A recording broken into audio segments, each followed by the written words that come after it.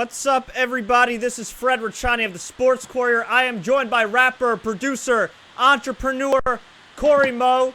He's busy in studio doing his thing. Took the time to do this interview. Thanks so much for the time, Cory. How you doing, man? What's up, buddy? I'm in here. I'm holding it down for all my country rap tune alumni out there.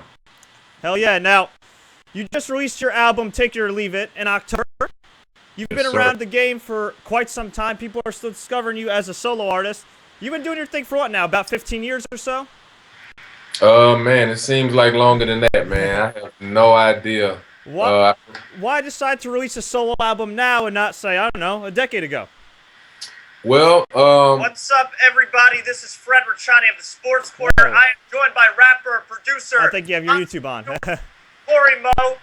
He's busy in studio doing his thing. Oh, is that mine? Yeah, I think it's yours. For the time, Cory, how you doing? That was up, buddy. I'm in here. That was funny. That was funny. Hey, it's all good. We're live. It happens. Okay, cool. It's all good. Anyway, I was going to ask you, you've been around the game for about, what, 15, 16 years now. You finally released your solo album late last year, Take It or Leave It. Why now? The time to release the solo album? Well, actually, I've been dropping albums every year since '99, so I got about 12, 13, 14 albums that I've dropped.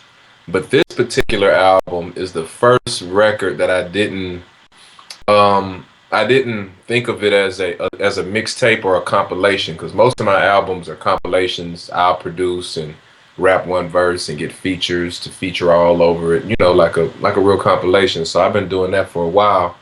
But out of the blue, Talib hit me up like, yo, man, why don't you drop an album under my label and let me put it out? Let me take you on tour. I'm like, what? Hell yeah, what you mean?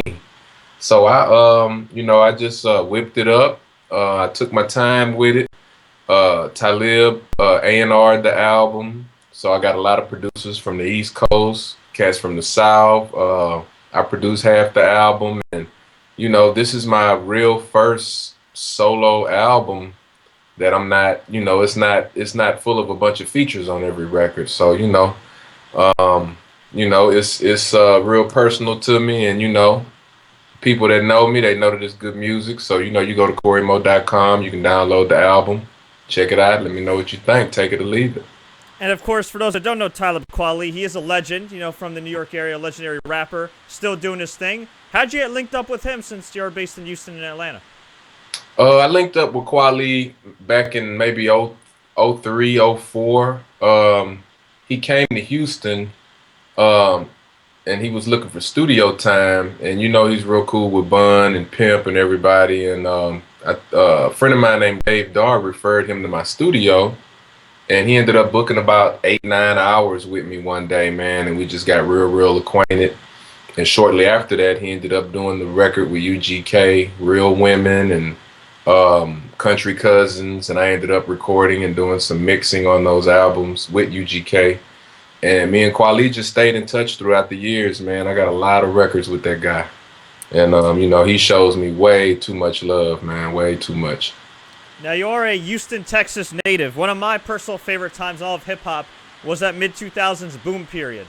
I mean, you had, Paul Wall and Chamillionaire, even before they went their separate ways. You had Mike Jones blowing up. You had the Free Pimp C movement. I mean, that was such a special time. Of course, you had the famous, the Source magazine cover shoot with all the Houston rappers putting their beef aside and posing in the cover. I mean, can you just describe that time and kind of compare the Houston rap scene now to what it was about a decade ago? Hard to believe it was a decade.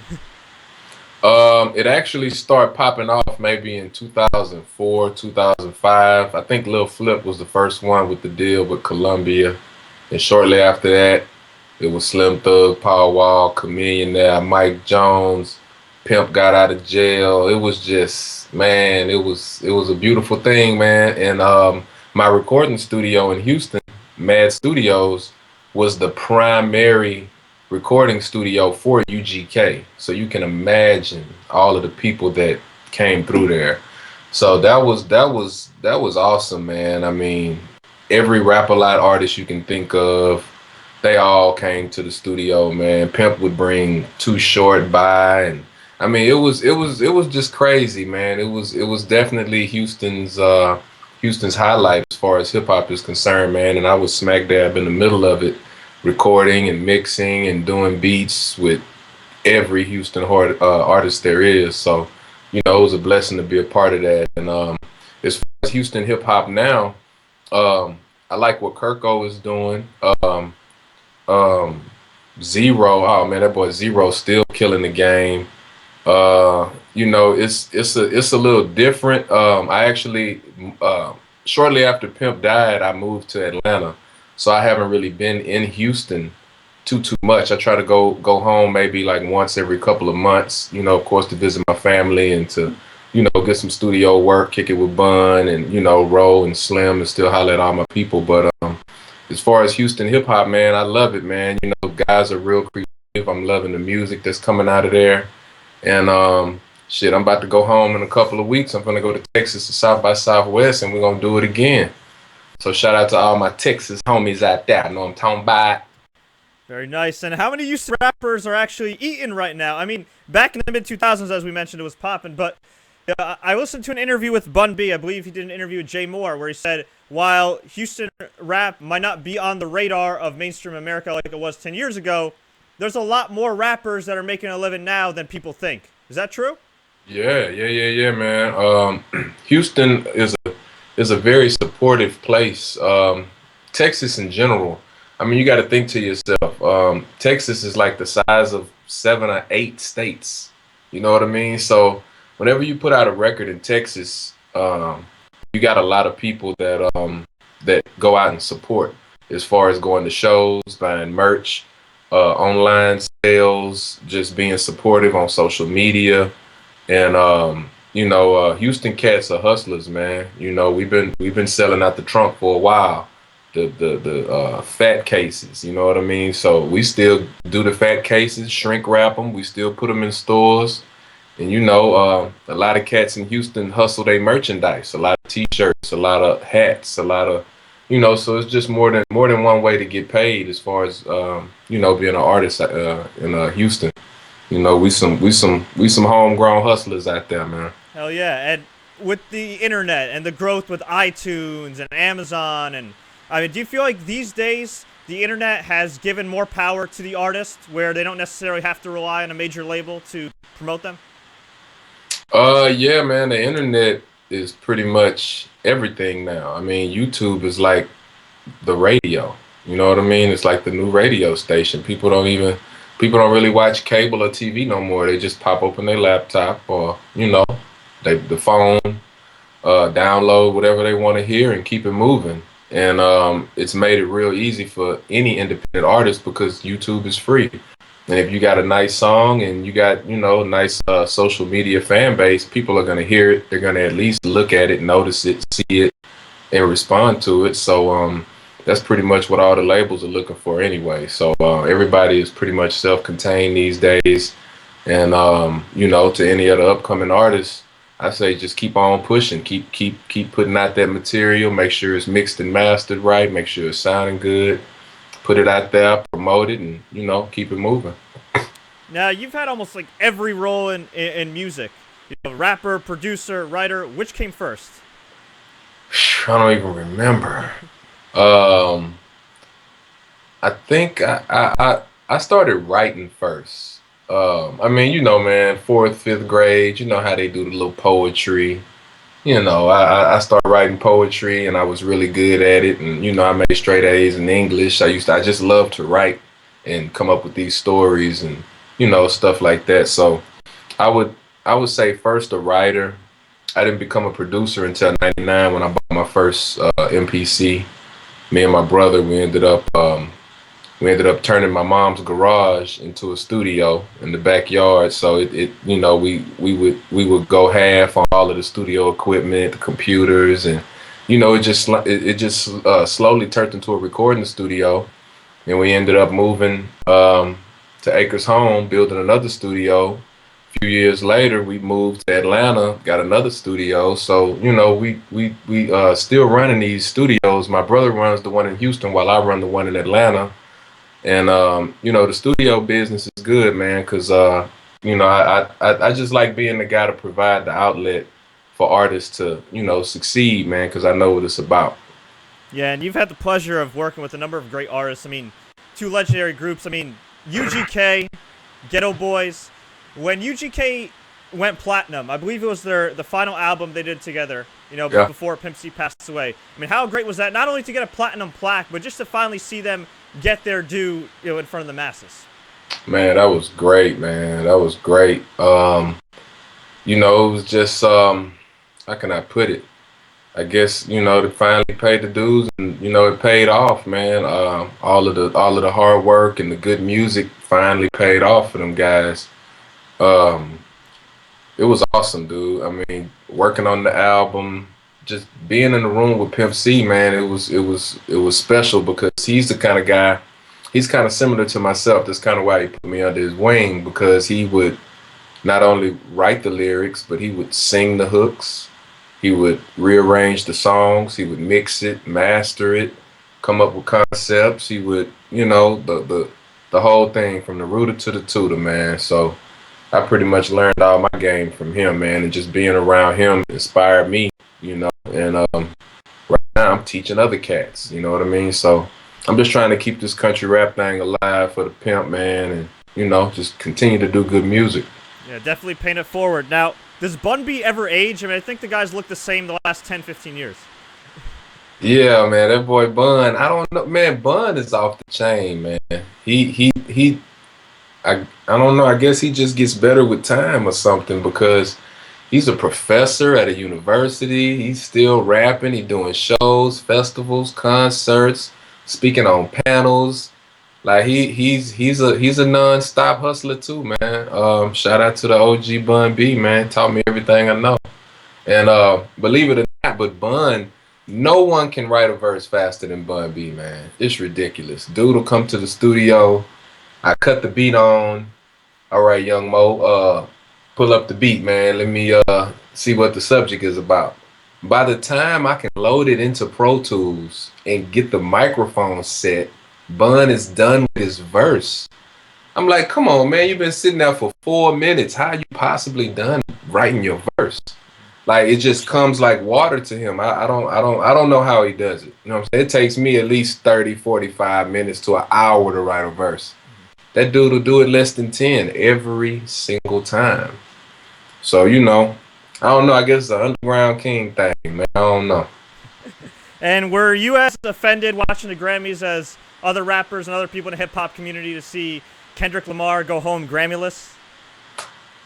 Or are you kind of used to it by now? I mean, the Grammys haven't always shown the love to.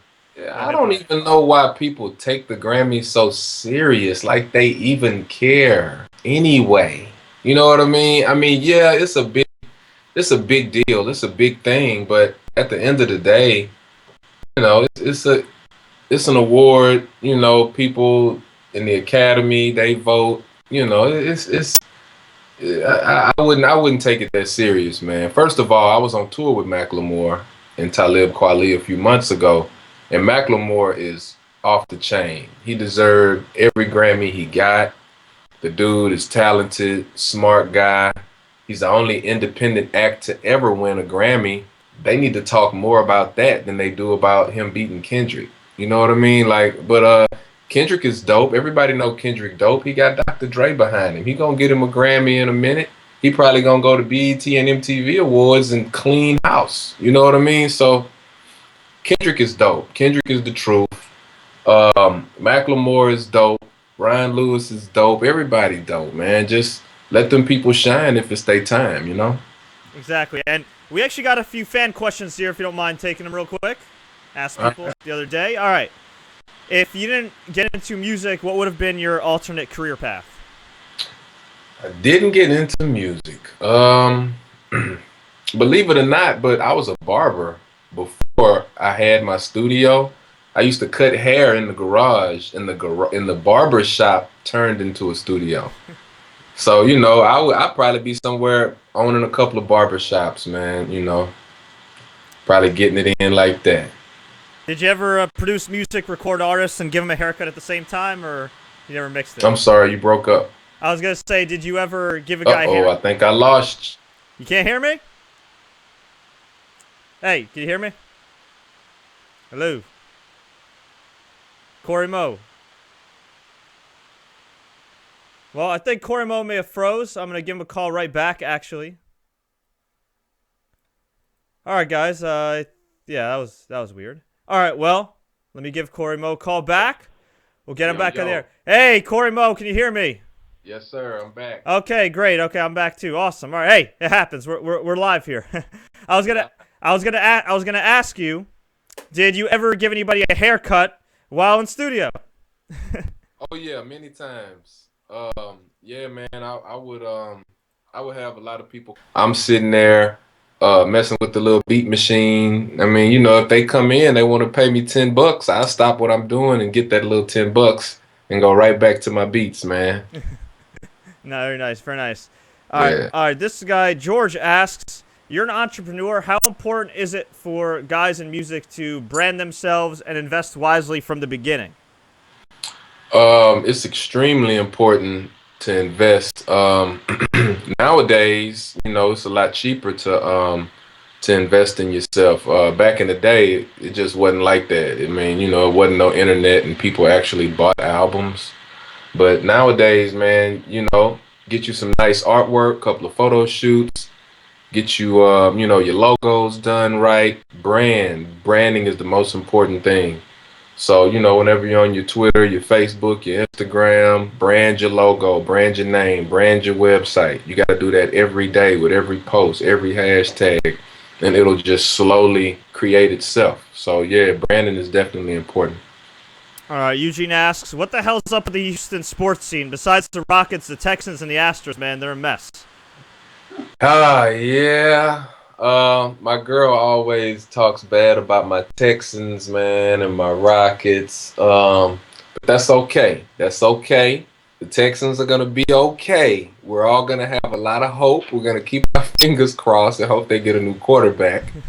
Um, the Rockets, the Rockets need another star player, man. I don't know, man. We need to go get Carmelo or something, man. They need a superstar. And as far as the Astros, I don't even like baseball, so I couldn't tell you one player that's on the Astros. Okay, this is kind of a random question, but since we are a wrestling channel as well, I guess I'll ask it. Were you ever a fan of pro wrestling in the Houston area? And can you do a spinneroonie like Booker T? Oh my God. I don't know about the Booker T part, but I did used to watch a lot of wrestling back in the day, back when Hulk Hogan was the man. They had Randy Macho Man Savage and George the Animal Steel. They had everybody, man. I used to love wrestling, man. I used to have all the video games and the little characters and the Junkyard Dog. Junkyard Dog, yeah. Oh man, Coco Beware. Oh man, Jimmy Superfly Snook. I can go on and on about the old WWF wrestling, but the new stuff is whack, man. Don't nobody watch that. Yeah, unfortunately, a lot of people feel that way too. Unfortunately. All right, now I understand you have your own clothing line. Just Saying Clothing. How'd that come about, and where can fans find that online if they want to pick up your swag? You can definitely go to www.justsayingclothing.com, JUSSAYIN clothing.com. I've been running that for a couple of years. I actually, one of my first pieces was a Pimp C shirt that we did with his wife, and it sold like crazy. And that one shirt pretty much funded the whole website. So now I got the website up and running. I got a cat out in New York pressing up all my stuff. So if you like any of the designs, we'll get it right over to you. Just go to justsayingclothing.com. We got something for you, all sizes, girls. We're still working on the kids right now, but we definitely have men and women available. So if y'all want to support Just Saying Clothing, holla at your boy. All right, we'll take one last question here. We got a couple versions of this question. What advice would you give to any aspiring artists or producers if they want to be successful like Cory Mo? Just be yourself and don't take it personal, man. It's the music business. It's not the music personal. So people are not gonna like everything you do. I always preach, don't Don't worry about what people think about your craft. Just keep doing it. You know what I mean? If it sounds good to you, just do it. You know what I mean? Try not to have a bunch of yes men around you saying that everything is good that you do, because it's probably not. But always do it. Always continue to, get your craft better. You know what I'm saying? If you're a producer, take you some piano lessons, take you some guitar lessons, take you some, you know what I mean? Something to make your craft better. If you're a writer, you just got to study your craft, study your history, study all of the hip hop records. If you're a DJ, the same thing. You know what I mean? You just got to study your craft and be great at what you do. Well said. Wise words from a wise man. Where can fans find you online, man? You can go to CoryMo.com, CoryMo.com, and my Instagram, Twitter, Facebook is all at Cory Mo Music, CoryMo Music. Excellent, man. Yes. Thank you. So Also, for any of the independent cats coming up, I run a website called CountryRapTunes.com. In memory of Pimp C, and if anybody is looking to get posted on CountryRapTunes.com, you can just go there, click on contact. You can submit your material. If my people like it, they'll post it, promote it, blast it out, and it's just another avenue for all independent acts. Excellent, man. Thank you so much for your time. Much appreciated. Pleasure talking to you, man. Good luck with everything. No doubt. Thanks.